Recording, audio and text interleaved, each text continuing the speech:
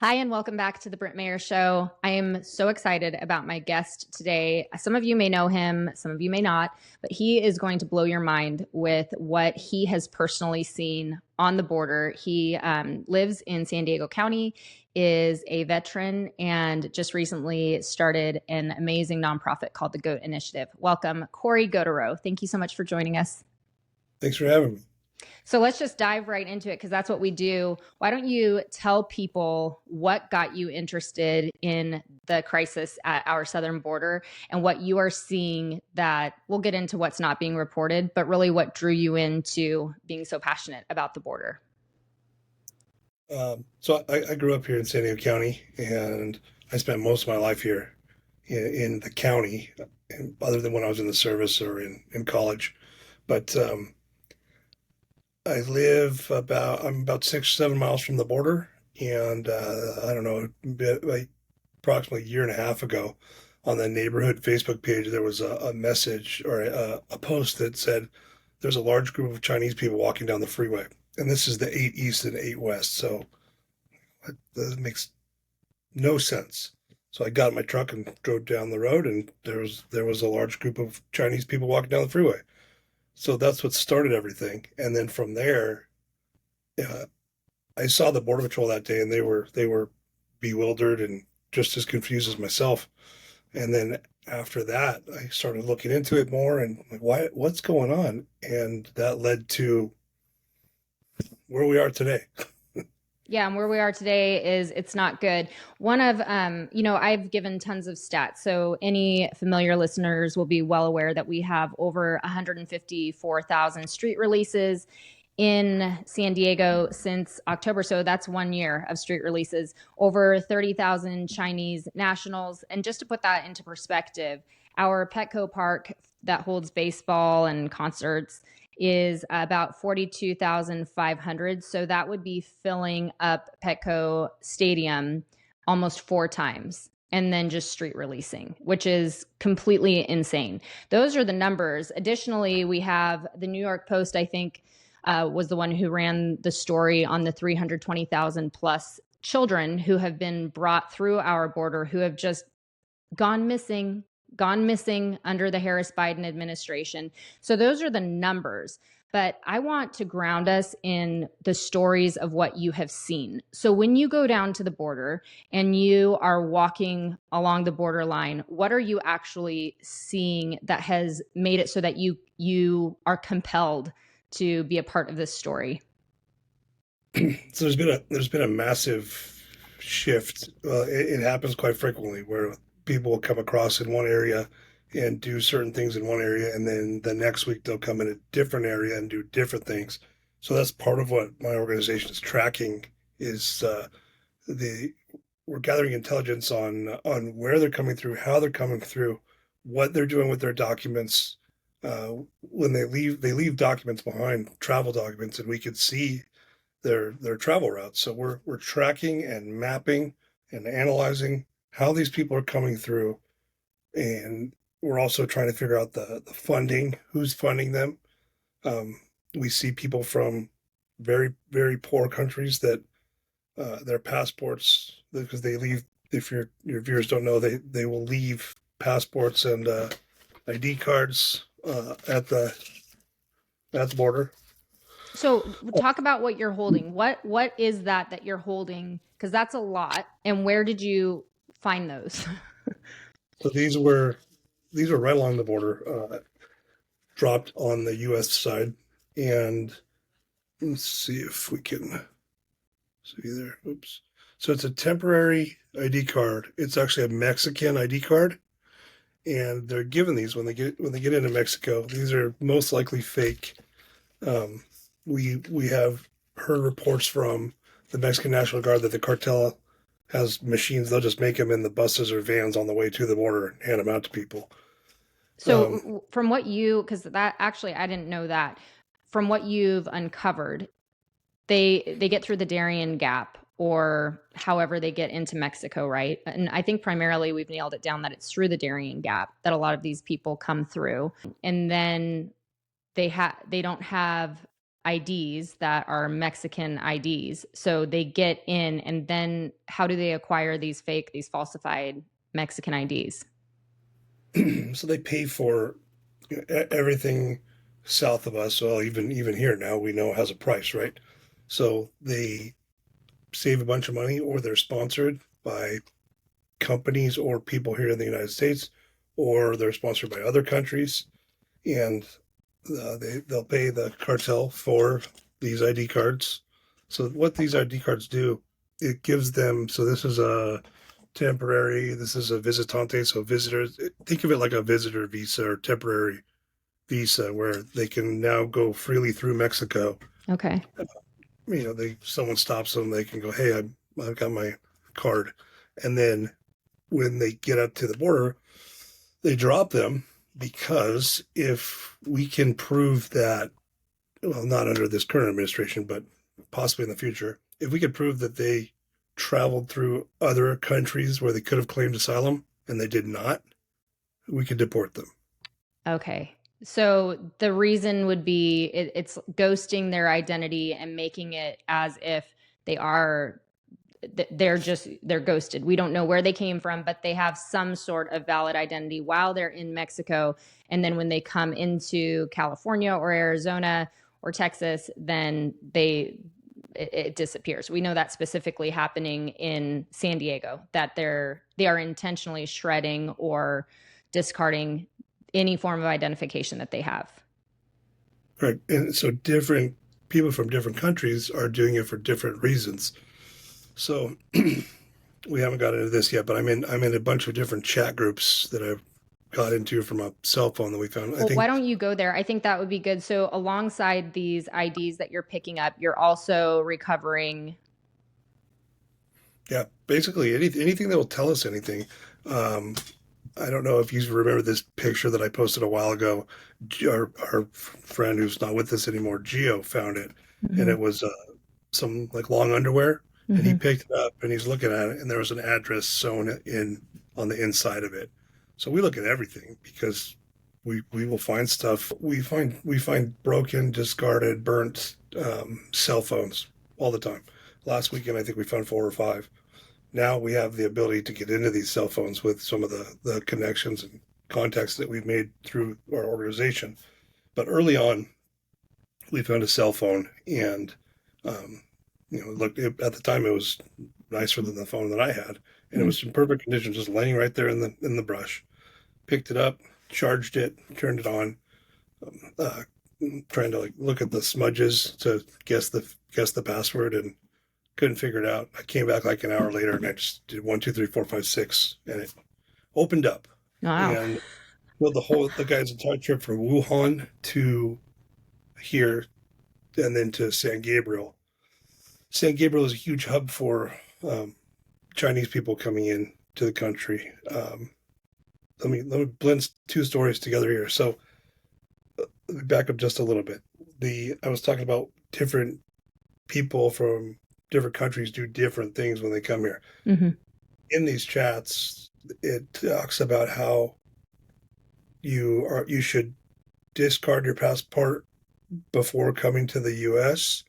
and burn it however you can get rid of it. It directs And that in those chats. That's something that is a directive in chats that thousands of people are connected to as they're coming into America.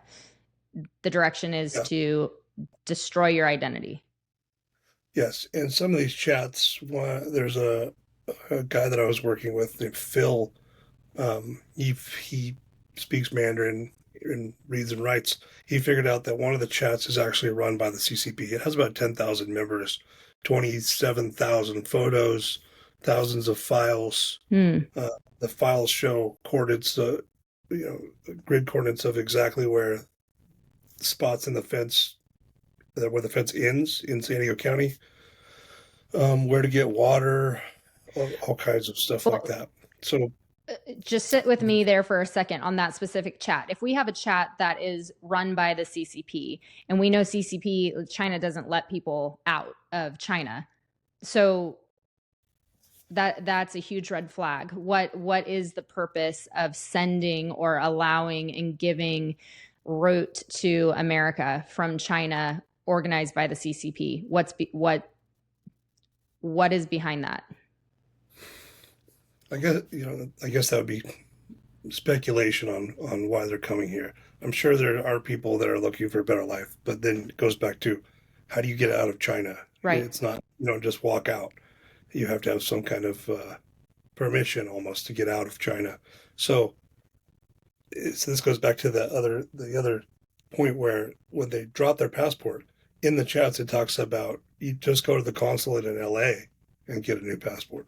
Okay, so now you have traveled, you've made it here, you have discarded whatever fake ID you were using to get through to get into America, and then you head over to the consulate in LA and you acquire your Chinese passport and identification again. Yep. So Okay, based on that, you have to go, wow, the CCP is kind of running this. right. Which is highly concerning because we know that the CCP is not a friend of America. So let me just ask you this. You spoke a few weeks back at the House committee down here in San Diego. I actually reported on it. I was down there as the press, and I believe it was Daryl Issa who headed it up. And you spoke very passionately about everything that you're sharing right now. You actually brought a black box that was full of IDs and documentation that you had picked up, and you have a barn full of these, but you brought a selection and basically offered it as evidence of what you're seeing. What has happened since then? What was the response from our elected politicians to your congressional or your House testimony and your offer to show and put this evidence in? Um, well, so I did have a barn full. Apparently, everything's moved off site and somewhere else. It's not there anymore. But the response that I got was after the congressional testimony. During the testimony, they talked about how they wanted to see more and they wanted to document everything and catalog everything. Um, and I requested that we do that in a closed session, and Daryl said yes, okay, sounds good.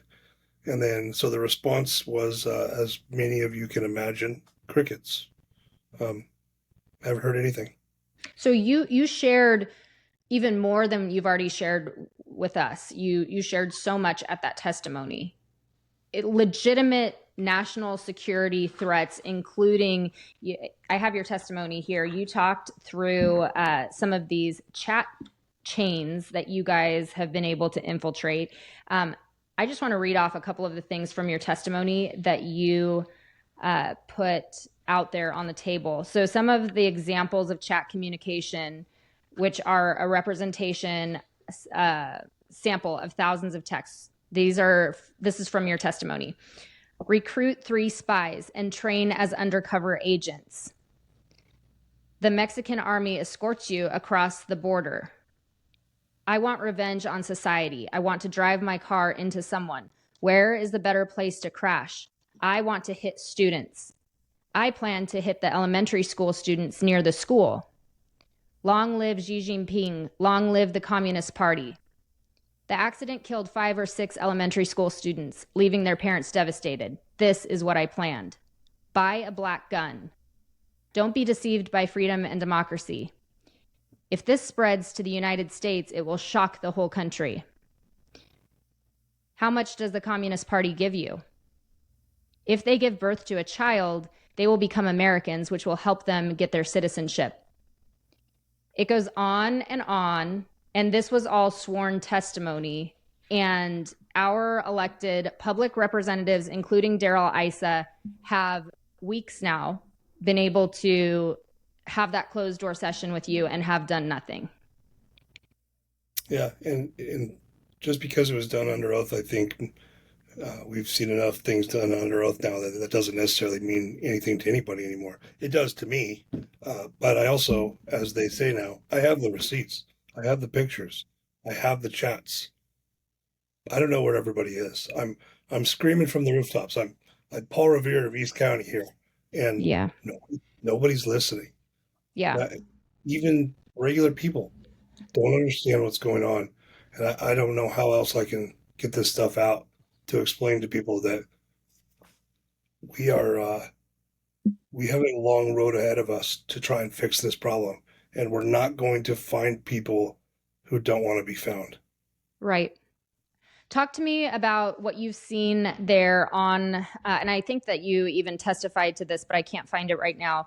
But you talked about the trees, and I can't remember now what you called them. You had a word Right. for them where um, it's out at a gun range property, and there are these sites that indicate sexual assault of women and children that you and your team have seen, and you testified about this. Can you tell the audience more about what you have seen with that? Yeah, so they're called rape trees. They're found in Arizona and Texas as well. Here we don't have very many trees, so it's more like a rape bush Yeah. almost. Excuse me. So it's kind of think of it as unfortunately think of it as like a trophy for cartel members or smugglers when they are bringing these women and children across, and sometimes men. They will rape them, and then they'll take their underwear or bras and throw them in the tree or in the bushes, and not and it's in one spot. Similar, I think, like not to make a horrible joke here, but like Mammoth, I think, or some of the ski resorts, there's when you're going up on the lift and there's a tree with a bunch of bras in it. It looks just like that, but has a horrible story that goes along with it, which is these women and children and men are being raped on the way here, all the way from the beginning of the trip to the end. Yeah, and we are abetting that. I don't know if you know about the fire that happened last week in the Campo Pine Valley area. La You tell me Posta about is it. yeah. So this will be exclusive for you. I got a little tip that from a source that the fire, which was started at a farm right off of La Posta Road in East County, that is that house was taking in Chinese immigrants to help with work and other things. So Chinese illegals. It's a Chinese man that owns the property, Mm. and my team and I and some of the people that you know are doing some digging to figure out more about this. But the fire was basically started by illegal aliens on that property.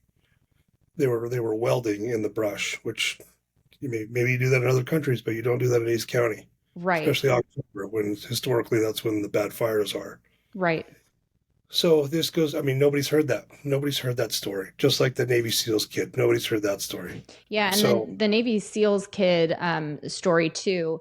I don't know if you know, but I FOIA'd twice the San Diego Police Department because they were the ones who handled that, and I twice was denied any information on that. They said that it was privileged information. I'm press, right? I'm an independent journalist, and twice was told that that's private information that cannot be released. And I specifically was asking for the where this guy came from. What was his citizenship status? And they wouldn't release it. So that's another additional layer to all of this is in California, when you have so many coming over illegally, we literally are turning them into ghost foreigners. As soon as they hit our sand or our dirt, they become ghost foreigners where we, even as a press, cannot access any information. So the story about the fire, if I tried to FOIA for information on that and ask about the nationality and citizenship status of those involved in that, I would be denied. I would not be able. So when you hear that there's no crime from the migrants, that's a right-wing conspiracy. Well, in California, we the truth is stacked against us. We actually cannot access the information and the data on citizenship status of people in California because of sanctuary laws. So I know personally from my experience, it's frustrating and it sways the whole dialogue because, like what you just said, with the story of Alejandro Confessor and the that horrible situation with the Navy SEAL child, you I can't. testified under oath to that. Yes, you did. Why don't you just real briefly touch on that because you did testify and I have it right here. So it ended up being, I think, three very high level sources of mine, and they don't know each other. Told me the same story. Almost the details are almost exact, and I can't hold on to this stuff anymore. It is too horrible that people like you or KUSI, which is nowhere to be found recently, um, they can't do anything. They can't find you can't find any information about this stuff. So in Linda Vista on base housing, San Diego's a little bit different. When I was in the Army, base housing was on base. The amount of personnel needed for the Navy and the Marine Corps has exceeded the limits of housing. So they will have sections of housing that are off base that's considered base housing. Anyway, a Navy SEAL's child was molested by Alejandro Confessor, and we heard about the story. We never heard that he was an illegal alien, a Guatemalan national with a fake green card. We never heard any of that because we are a sanctuary state. Why does that matter? Because it was 100% preventable. And people are not understanding that. We need to repeal the sanctuary state, or we need a sheriff with, excuse me, we need a sheriff with some balls that says, um, this is unconstitutional. We're not doing this. Yeah. It should be that simple. It should be that But it's simple. And that leads me into one of the last things that I want to kind of land on before we talk about what your organization is doing, is the aspect of the children. We know that 320,000 plus, that would be base level. If you buy a car and you get the base model, that's the 320,000. That's not with any of the additional features that we know are 100% in effect. When you see those Ponga boats come in and land on the sand, if there are kids in there, those are not included in that count. The gotaways not included in the count. There's a lot more, and we know that. But base level, we know 320,000 kids we don't know where they are. They came in under this administration, and we don't know their whereabouts. So I know that that's something that really got you into this fight at the border, is that the topic of the children. So tell me what you have seen with your own eyes and what's concerned you the most about the fact that our border is bringing in thousands and thousands of children, and how that connects to the fact that this administration, one of their first EO reversals was to take away the DNA testing that would check children with their parents to make sure that there was actual family connection and that they weren't in fact being trafficked. Yeah, that doesn't make sense at all. I pulled this up. This goes along with what we're talking about here. That Senate bill that they say the Republicans shot down, the border bill. I was looking. It's like 292 pages, and I was, with all my free time, I was looking through it. One of the things in there, it says a special rule. It says unaccompanied alien children exception for the purpose of calculating blah blah blah. The secretary shall count all unaccompanied alien children who are nationals of contiguous countries proceeded at the southwest land border, ports of entry, but shall not count such children who are nationals of non-contiguous countries. What? That's in the bill. Now, the bill didn't pass, but what? Why is that carved out? I'm glad the bill didn't pass, right? Right. So what have I seen? I didn't realize this at the time, but I've seen children that have been drugged, and drugged, it could be like Benadryl, Dramamine, things like that, sleeping agents that help these kids or assist these kids into, a mild comatose state so they're not crying or being a nuisance like sometimes our children are when they're trying to cross the border, so they're quiet and they can get through. And these trips on the buses from TJ and then vans or trucks into the interior of the border, they're very bumpy, and it's not anything that anyone wants to do. So I've noticed the kids that are just out of it, and I have children, so I know the difference between medicated and just being tired or exhausted. Last week I saw up on Otay Mountain it was about 20 people, mostly men, half a mile ahead of, I think it was 5 females. So the men left the females, and each one of the females had a child with them. I don't know if I posted that yet, but that one was heartbreaking because we're bringing in men that are just leaving the women and children. What are we doing? We're bringing the worst of the worst here. Hmm. For what reason? I think we all have our own thoughts on that, but um, I've seen there's some abandoned houses out near the border by me. I've seen baby bottles laying next to syringes on our side. Kids' clothing, lots of kids' clothing, and we have no idea where these children are going. We know. I spoke to Tara Rodas recently. She testified in front of Congress because she was. It was regarding the Office of Refugee Resettlement. So when these kids, when they come across and they're unaccompanied alien children, they get processed and then they get sent to these different places all over the country. There are two places, or there are a couple places here, and they're run by different agencies, or not agencies, organizations. One of them is Southwest Keys. Southwest Keys has recently, within the last couple months, been sued, or they've been a complaint letter has been sent to them from the Department of Justice with allegations of rape and child molestation and just everything. It's horrible to read. But But this organization is one that funnels the kids. yeah, and they're worth $750 Are from they Europe. given taxpayer money through? Hmm. Yes, $750 million. And there's one 1.7 miles from my gun store, Wow. El Cajon.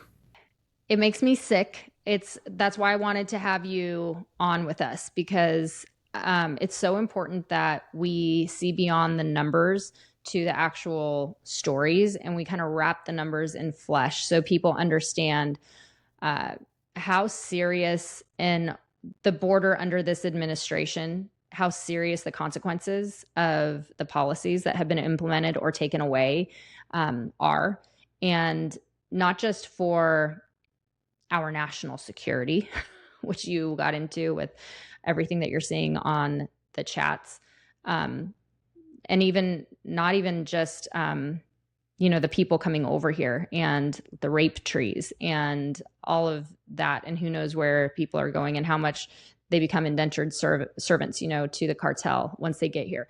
But the kids, but the fact that we have so many children, AOC was made herself famous for going down to the border and crying about the children in the cages, and like, but where is she? I think it's really important for people to understand that this administration is making it very clear, and this is Kamala Harris, has made it very clear that they don't give a rat's ass about the children who are being trafficked across our border and then lost once in the States. And that the fact that there's been no alarm system put up in place, like we have, if a kid's stolen, what is it called on the freeway? You see the Amber Alert.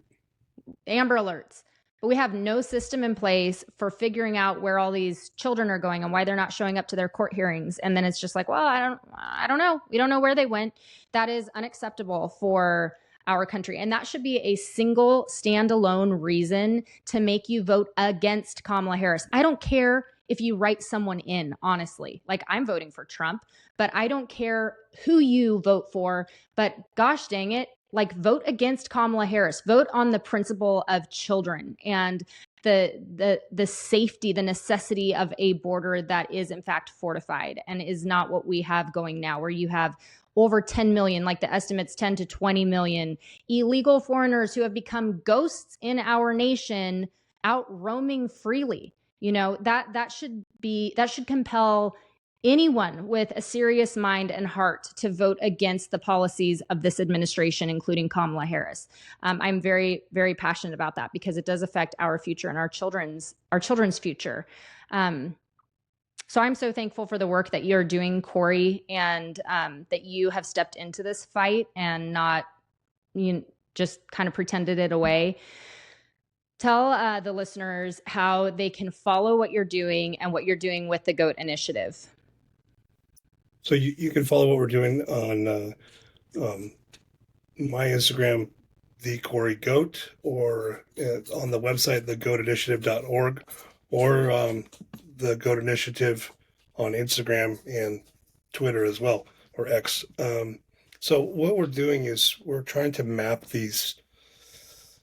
We're basically creating cases and making cases and creating mapping and analysis and tracking of where these people are coming in, and then where are the kids going. We have one instance that one of the addresses that's what we're seeing is the same addresses over and over and over and over. So they're fake addresses that all of these people are getting, and they're just saying, yeah, here's an address and here's a phone number, and the address is an actual address, but it's not where they're going. And then the phone number is just somebody who picks up the phone and says, yes, I vouch for the person. So we're figuring out where this stuff's going, and then we're also figuring out where the children are going, because the Office of Refugee Resettlement sends these kids to unvetted sponsors. Now, it's from what I'm told, it's very difficult to adopt a child here in the United States. But if you want a child that is an illegal immigrant child or an unaccompanied alien child, it's easy to get uh, a kid at the end of their once they go from Southwest Keys to their wherever they're wherever they go after that from the Office of Refugee Resettlement. So tracking them after that is very difficult. We've found places that there are addresses that just don't. It's like an abandoned house, but the kid is supposed to be there, nowhere to be found. So we're trying to track the players involved, and the biggest thing, as you know, is where's the money? Where's the money going? And places like Southwest Keys that are they're worth $750 million. Why? If they're not doing anything and their employees are molesting the children, why did the DOJ not go in and just say, hey, you're not doing this anymore? So there's so many whys, but our organization is we're boots on the ground, and we've also teamed up with some other great organizations, some that we can name and some that we can't name, that are helping us put this cluster map together. So hopefully in November, maybe I'll get a call from my friend Tulsi, and I can go. There you go get them. Yes. And that's what I'm thankful about with your work is you're actually holding these receipts, and you have recovered so much evidence, and your team is doing such good work. One last thing, just for people who see anything, hear anything, may notice something that's concerning, in a neighborhood near them, because we know that these people are going everywhere. They're not staying in California. How can they proceed with that information to get it to your team? So on the goatinitiative.org, there's a tip button at the top, and you can submit a tip, and it'll come right to us, and it's secure, anonymous. But we'll look into everything at this point. We've heard things that have been crazy, and we looked into them, and it just so happens to be true. One more thing, I'm horrible about doing this. My team keeps getting mad at me. We need help financially. Like $5, $1. And I know people say this all the time, but it does add up. 100 people give us $1. That's helpful. What do we need it for? We spend. I was just looking at our gas receipts, just in gas and fuel alone. We're probably at $1,000 a month. Now this stuff just adds up like crazy. The safety equipment that we have, the medical kits that we have, going out there. It would be nice to. Sometimes we have people that will come volunteer to go with us. It would be nice to give them $50. Say, hey, here's some gas money for you. I've been doing that myself for over a year now, and my I don't want to say my wife's not supportive. She's very supportive, but we're running out of money, so Yeah. we could really use some help. Yeah, I support that 100%. And I'll also have the link to the GOAT initiative and how people can donate down below in the caption wherever you're listening from. It'll be there. So yes, please consider, even if it's something small, supporting what Cory is doing. I have been following you since you were just an average Joe citizen, reaching out to me with, "Hey, I've got some pictures. Do you want to check them out?" It's wild. And now here you, I know, I'm like, and here you are testifying and realizing that our government is not coming to save us. So you did what any American would do who loves America and wants out to see our children protected. You formed a nonprofit, and you are continuing to fight for just the welfare of our country and for those children who are so vulnerable. So Cory, thank you so much for coming on and sharing this with us. I'm sure we'll have you back again. And please go follow Cory and all the good work that he is doing. Thank you so much, Cory. Thanks for having me. Thank you.